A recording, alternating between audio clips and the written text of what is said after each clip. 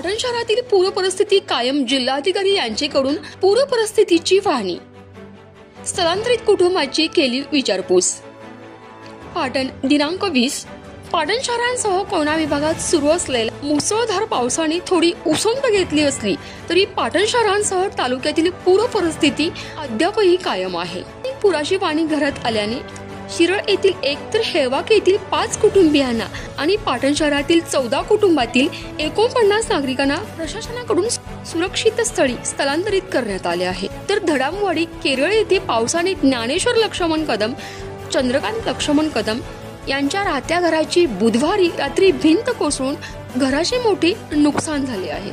दरम्यान जिल्हाधिकारी डॉक्टर संतोष पाटील यांनी पाटणचे उपविभागीय अधिकारी सोपान टोंपे, तहसीलदार अनंत गुरव, उपविभागीय पोलीस अधिकारी विजय पाटील, पोलीस निरीक्षक अविनाश कवडेकर, पाटण नगर पंचायतीचे मुख्याधिकारी संतोष मोरे, गटविकास अधिकारी सरिता पवार आदींसह संबंधित अधिकाऱ्यांच्या समवेत बुधवार दिनांक 20 रोजी पाटण शहर व कोयना विभागात समक्ष भेटी देऊन पूर परिस्थितीची पाहणी केली गेली।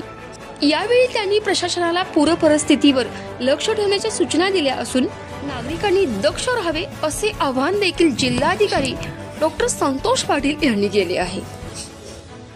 आणि या संपूर्ण महत्त्वपूर्ण अपडेटसाठी सतर्क इंडिया न्यूज पाटण तालुका विभाग प्रतिनिधी नितीन खरमोडेसह संतोषी जगदाळे, सतर्क इंडिया न्यूज पाटण।